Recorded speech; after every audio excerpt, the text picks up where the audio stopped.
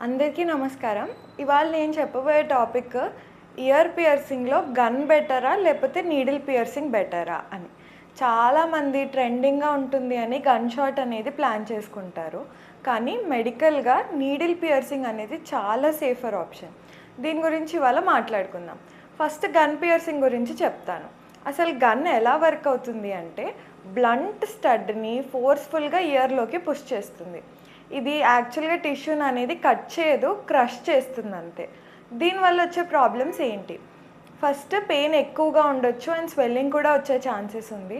And higher infection risk ఉంటుంది. Because గన్స్‌ని ప్రాపర్‌గా sterilise చేయడం చాలా కష్టం. ఎస్పెషలీ కార్టిలేజ్ పియర్సింగ్‌కి చాలా రిస్క్ ఇది. ఇప్పుడు నీడిల్ పియర్సింగ్ గురించి చెప్తాను. స్టెరైల్‌గా సింగిల్ యూజ్ సర్జికల్ నీడిల్‌ని యూజ్ చేస్తాం. చాలా క్లీన్ అండ్ ప్రెసైజ్‌గా కట్ చేస్తుంది టిష్యూని.